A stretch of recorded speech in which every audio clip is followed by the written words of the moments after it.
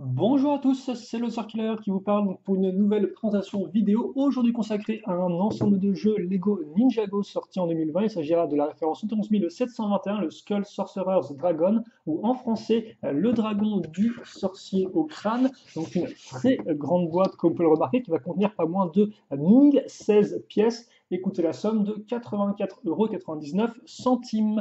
Donc en termes de construction, vous devrez à peu près mettre 2 heures pour le construire selon votre rythme, le tout bien sûr indiqué en 400 étapes dans ce gros pavé qui ne contient pas de pub mais qui contient bien, au moins la liste des pièces sur 2 pages. À noter aussi que vous retrouverez un petit feuillet avec les règles du jeu de plateau, les règles basiques, hein. Pour les règles avancées, il faudra scanner le petit QR code, donc qui vous amènera vers des règles un peu façon jeu de rôle style Donjons et Dragons. Et à l'arrière, vous retrouverez une petite carte de jeu pour étendre justement le jeu de plateau. A noter enfin que ce modèle a été designé par monsieur Michael Van Knapp, un habitué des designs Ninjago. C'est d'ailleurs son 7e dragon et on verra dans cette vidéo comment il fonctionne, s'il est bien et si le chiffre 7 lui a porté chance. Mais avant de parler du dragon en lui-même, on a beaucoup de choses à voir, à commencer par les figurines au nombre de 6. Donc on aura 3 ninjas, à savoir Hero Jay, Hero Nia et Hero Kai, donc tous les 3 équipés, armurés, tout ce qu'il faut, avec des accroches dans le dos pour pouvoir mettre arme ou bouclier si vous le désirez.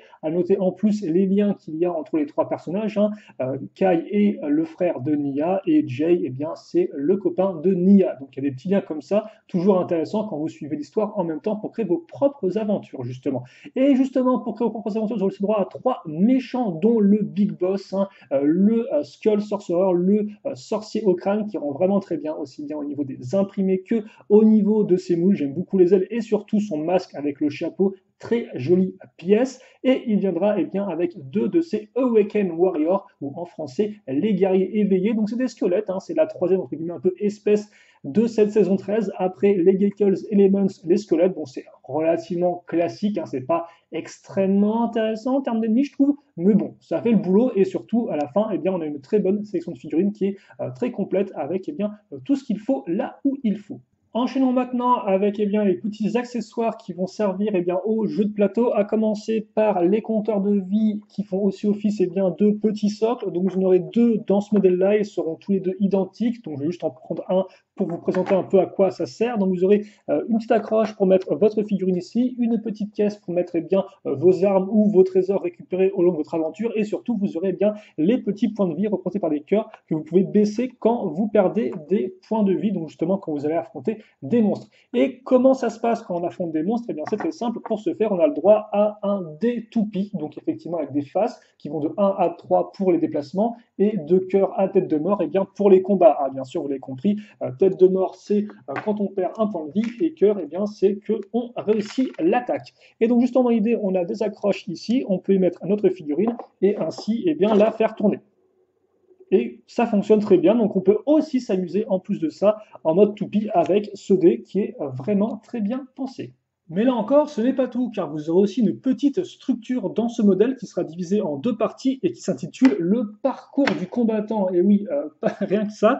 Donc, bien sûr, nous sommes en terrain connu, hein, c'est la saison 13, donc décor de lave, roches et autres décorations, comme par exemple ces petites arches que je trouve sympathiques, ainsi que la tête de mort avec la petite flamme au-dessus. Donc, un petit décor avec des cases, forcément, pour le jeu de plateau, avec des stickers à poser si vous comptez y jouer. Donc, si vous, le jeu de plateau vous en fichez, vous n'êtes pas obligé de poser des petits stickers. Mais pour ceux que ça intéresse, sachez que la flèche indique le sens du déplacement, le petit tourbillon indique qu'il y a un piège ou un mécanisme, et la tête de mort indique qu'il y a un combat. Et donc justement, ce parcours du combattant commence ici, donc vous pouvez un peu déplacer cette partie-là comme vous le souhaitez, même si attention, si vous le mettez ici, elle risque de se bloquer par rapport à ça. Et donc ça, justement, c'est quoi? Ce sera le petit tourniquet, justement, que vous pouvez activer pour atteindre la partie centrale, ou alors la suite du parcours. Donc voilà à quoi ça ressemble. Forcément, la partie centrale, vous avez le petit cristal ainsi que le petit cœur à récupérer, ce qui est relativement sympathique. Vous noterez aussi les points d'accroche, donc ici, ainsi que là derrière, donc pour accrocher les autres éléments des donjons de Shintaro qu'on a pu retrouver dans les différents modèles. En termes de dimension, voilà à quoi ça ressemble avec une figurine à côté. Et donc justement, hein, on sera dans du 18 cm de large par du 14,5 de profondeur par du 6 de hauteur. Et donc ça, ce sera notre première petite structure avec le tourniquet justement et le petit cœur à récupérer. Mais ce n'est pas tout, car si on continue un peu après, eh bien, on a encore plus intéressant, c'est effectivement cette partie-là, donc qui là est beaucoup plus compacte, renfermée, avec eh bien justement là un piège, hein. Il s'agit de la petite statue, donc on la place comme ceci, bien comme il faut, on appuie là-dessus et hop, elle tombe donc sur le ninja. Donc c'est très chouette, c'est le seul modèle sur lequel une statue et honnêtement ça permet là encore de diversifier un peu l'environnement du donjon ou des donjons de Shintaro. Et forcément, une fois qu'on aura passé ce piège, eh bien on pourra atteindre la fameuse lame d'ivoire de la délivrance, hein, qui est vraiment une belle pièce là encore. Vous noterez bien sûr qu'on aura des petites flammes, des petites araignées pour le décor, ainsi qu'effectivement un petit geyser de lave qui propulse la partie de roche. Là encore, c'est plutôt cool, je trouve. Et vous aurez aussi donc différentes accroches, hein, à l'arrière et aussi une à l'avant. En termes de dimension, là, on sera dans du 11 cm de large, du 8 de profondeur et du 8,5 de hauteur. Et donc justement, l'idée, c'est que vous pouvez eh bien, assembler les deux segments ensemble et vous obtenez eh bien, ce résultat-là. Alors après, vous êtes libre de le mettre où vous voulez, hein. Si vous voulez par exemple mettre ça ici, vous pouvez. Par contre, on ne peut pas mettre à l'arrière de ces deux accroches femelles. Mais en tout cas, voilà. Par contre, c'est assez intéressant car justement, comme on a deux structures divisées et pas un seul gros bloc, ça fait que vous pouvez très bien imaginer que par exemple, il y a les deux structures sont eh bien, coupées par un énorme ruisseau de lave qui passe entre les deux et éventuellement, eh bien, pour atteindre ce point, il faudra monter sur le dragon du sorcier au crâne. Donc j'aime bien effectivement cet aspect un peu de personnalisation qui vient avec eh bien, ces structures pour être un peu comme on le souhaite. Donc vraiment eh bien, très chouette que cette structure qui vient très bien complémenter le modèle avec vraiment un design là encore au poil qui amène des choses qu'on ne retrouve pas dans les autres structures de cette vague de modèles. Mais je l'ai bien compris, vous ce que vous voulez voir, eh bien c'est un dragon, et donc le dragon, le voilà, et quel dragon en effet. Donc en termes de hauteur, on sera dans du 14 à 29 cm de haut, selon si vous comptez du sol jusqu'au haut du corps, ou alors du sol jusqu'au haut des ailes, qui sont extrêmement massives, hein, tout comme le démontre la largeur du modèle, car en effet, le torse du personnage fait juste 6 cm de large, mais quand on compte les ailes, c'est pas la même, hein, c'est carrément du 53 cm. Donc c'est quand même assez massif, tout comme sa longueur, hein, c'est du 55 cm. Donc autant vous dire, c'est un gros dragon, hein, dans la lignée des Ultra Dragons, des Firstborn, j'en passe et des meilleurs. Voilà d'ailleurs par rapport à une figurine à quoi ça ressemble. Et d'ailleurs c'est vrai que comme vous avez pu le voir, la queue là, elle est même pas dépliée. Donc c'est ce qu'on va faire tout de suite, vu qu'effectivement elle a tendance un peu à se refermer comme ça. Et là, vous pouvez voir que oui, bah oui, oui, oui, oui, voilà, hein. Donc effectivement, en termes de schéma de couleur, on sera dans du blanc, hein, c'est un dragon squelette, je suppose, avec eh bien, du gris foncé sur toute la partie supérieure du dragon, faire un peu comme sa cuirasse, son armure, un peu comme ce qu'on a pu voir avec l'animal de combat de Zane. Et vous aurez aussi des petites touches de vert pomme, donc soit opaque au niveau de la mâchoire et au niveau du torse, hein, avec juste littéralement une ligne de vert pomme, ainsi que du vert pomme transparent, donc avec des petites pointes ici et là. Forcément, les ailes, hein, vous les avez remarquées, elles sont massives, elles sont faites avec du tissu, ce qui est plutôt cool. Elles ont un côté un peu squelettique, donc ça fait un peu Halloween, mais ça passe. Je m'attendais à pire, j'aurais aussi peut-être préféré qu'ils les fassent directement avec plein de petites barres techniques et autres pour refaire des vraies ailes squelettes, hein, au lieu de mettre un tissu dessus, mais bon, ça passe aussi, c'est pas trop mal. Toutefois, là où ça ne passe pas, c'est que c'est un peu compliqué de voir ce qui se passe au niveau du dragon. C'est pour ça que je vais enlever les ailes et on va effectivement et bien ensuite se retrouver pour parler du design en lui-même. Et justement, le design, eh bien, parlons-en, à commencer avec l'avant du dragon et sa tête. Donc une tête faite de plein de petites pièces comme c'est maintenant la norme, tout comme l'usage effectivement de pièces imprimées pour les yeux. Pour le reste, eh bien, on aura tous les éléments caractéristiques du dragon, à savoir l'arche des yeux, les petites dents de la mâchoire supérieure ou encore la crête, mais le tout de façon squelettique, donc fait avec des petites pièces de bras de robot qu'on aura effectivement au niveau de la tête, mais aussi sur d'autres parties du dragon, renforçant eh bien, le côté homogène de l'ensemble. Donc une bonne petite tête, seul problème c'est que forcément, du fait de l'usage de petites pièces, eh bien, quand on le manipule, on a tendance un peu à les bouger, hein, vu que tout tient sur des petites barres, ce qui peut être un peu agaçant. C'est aussi ça l'inconvénient d'une une tête avec des petites pièces pour les détails. Pour le reste, donc si on passe au corps du dragon, la partie supérieure, ce sera bien la selle avec des petites accroches ici, ainsi que des fanions qui reprendront le symbole du sorcier au crâne. Vous noterez aussi la présence d'armes et surtout forcément le plus intéressant avec le torse, c'est si on enlève la patte avant, c'est la cage thoracique qui est très imposante et qui a même un petit mécanisme qu'on verra après. Ça, c'est effectivement un des éléments que voulait le designer. Et donc, cette cage thoracique, il l'a faite relativement simplement avec des pièces d'interconnexion négotechnique avec des angles prédéfinis qui, justement, vont héberger une petite sphère transparente qui renforce l'aspect un peu squelette, un peu irréel, un peu fantomatique de notre dragon. Et donc, justement, une très grosse cage thoracique. L'arrière, lui, est beaucoup plus simple avec donc, des petites pièces en angle pour que les formes se suivent bien. Vous noterez justement en termes de forme le côté un peu escalier des pièces ici au-dessus mais aussi en dessous. Là encore, comme je l'ai mentionné auparavant, on retrouve des petits bras de robots donc qui vont renforcer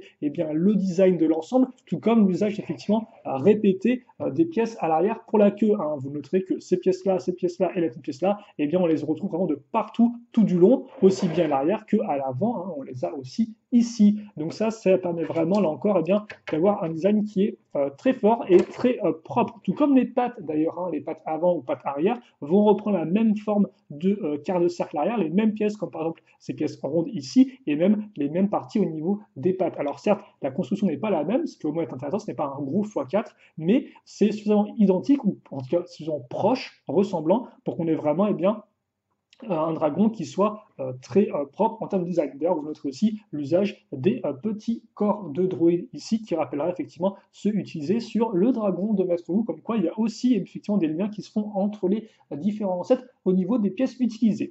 Il faut noter que de base, le designer voulait en fait peut-être créer un dragon qui avait une forme de wyvern, je crois que c'est le nom français, mais il y avait trop de sacrifices à faire du fait de la taille, et donc il est reparti sur quelque chose de peu plus classique. Et c'est vrai que de prime abord, quand on voit le dragon, on a vraiment un côté un peu classique qui en ressort, il n'y a pas vraiment d'éléments particuliers, c'est un dragon squelette, mais c'est aussi parce que le designer a voulu le faire pour que ce dragon puisse se marier à des thèmes médiévaux plus classiques et pas que à du Ninjago. Voilà, c'est aussi important de le noter pour ce qui est du design. Toutefois, qui dit bon design ne dit pas forcément bonne articulation, et donc on va voir effectivement si c'est le cas ou pas avec le dragon, à commencer là encore par la tête, donc une tête avec la bouche qui pourrait bien s'ouvrir et se refermer sans aucun problème, deux rotules donc au niveau du cou pour l'articuler de bas en haut sur les côtés sans aucun problème. Là encore, le seul petit souci éventuel, c'est que comme des petites pièces, comme je l'ai mentionné auparavant, des fois ça a tendance un peu à bouger dans tous les sens quand vous bougerez la tête. Au niveau donc des ailes, on retrouvera comme au niveau du cou des articulations rotule avec un renfort donc pour bien maintenir les ailes en place pour pas qu'elles tombent sous le poids, vous permettant ainsi de les lever comme ceci ou encore de les mettre en arrière, rendant le dragon encore plus imposant. Par contre, attention, à force de manipuler un peu les ailes, des fois, ces parties-là ont tendance à s'éloigner un peu, ça coulisse un peu sur la barre, donc n'hésitez pas à remettre un bon coup comme ça pour bien renforcer l'ensemble. Au niveau donc des pattes avant, au niveau de l'épaule entre guillemets, il n'y aura pas d'articulation, c'est une grosse barre pour maintenir ça en place. Par contre, on aura ici une rotule, excusez-moi, qui est dans un seul axe, donc pour mettre d'avant en arrière. Là, une rotule qui est libre, avec en plus des petites griffes qui peuvent pivoter donc de bas en haut. Au niveau des pattes arrière, on va retrouver une articulation crantée cette fois-ci, donc pour aller là encore de bas en haut et sur les côtés. Par contre, on retrouvera une rotule libre au niveau de la patounette, idem avec les articulations des petits doigts de pied, vous permettant ainsi d'appuyer le dragon sans aucun souci, comme ceci. Enfin, on a la queue, donc la queue qui a 3 points de rotation mais qui n'ont aucune flexion, vous permettant donc ainsi de donner des gros coups de queue assez ravageurs. Le problème, c'est que forcément, vous ne pourrez pas laisser la queue dans une position spécifique. C'est un peu dommage et peut-être un peu agaçant à force. Uniquement le bout de la queue qui, lui, a une rotule, et ça, vous pouvez le faire, mais le reste, niet, vous pouvez oublier. Mais ce n'est pas tout, car vous aurez aussi des mécanismes donc avec ce dragon, des petites fonctionnalités, à commencer déjà par les lanceurs qu'on a sur les côtés de la selle et qui vont donc lancer des petits disques un par un. Alors il faut noter que chaque lanceur possède 3 petits disques, vous permettant ainsi de les lancer de façon tir rapide, voilà, donc de façon un peu mitrailleuse, pourquoi pas. Mais bien évidemment, le plus intéressant et le plus spécifique à ce dragon en termes de mécanisme, ça va être sa cage thoracique qui va pouvoir s'ouvrir. Donc c'est très simple, hein. C'est une barre qui passe ici, qui est reliée à des petites pièces grises. Et quand vous appuyez sur les pièces grises, eh bien, la cage thoracique va s'ouvrir et ainsi eh bien, faire tomber notre petite sphère. Et donc là, ça n'a pas marché, mais logiquement, si tout se passe bien, votre sphère est censée s'exploser au sol. On va réessayer rapidement d'un peu plus haut. Voilà, et donc là, effectivement, vous avez l'effet voulu. Donc attention des fois à ne pas trop fixer solidement les deux parties de la sphère, parce que des fois, effectivement, eh bien, la sphère a juste tendance à tomber et à ne rien faire du tout. Donc voilà pour les articulations et les petits mécanismes de notre dragon. Et honnêtement, je trouve que pour un dragon de cette taille-là, c'est très bien, hein. On peut vraiment faire un peu les poses qu'on veut. Là encore, effectivement, elle est un peu en position comme ça vers le bas, mais avec les pattes, vous pouvez un peu changer l'inclinaison du corps et avec les ailes, comme vous avez pu remarquer, on peut vraiment changer un peu le dragon et l'impression qu'il donne eh bien, face à ceux qui vont devoir l'affronter. En conclusion, vous l'aurez compris, on a vraiment affaire eh bien, à un beau modèle, certes onéreux, mais qui est complet, avec un dragon qui est vraiment impressionnant, une sélection de figurines qui est diversifiée et des structures qui sont aménageables avec des éléments uniques qu'on ne retrouve pas ailleurs. Et donc tout ça eh bien, forme vraiment un tout qui est cohérent et qui offre beaucoup de possibilités de jeu selon moi et donc eh bien, d'heures de fun en perspective, hein, comme on dit dans le milieu.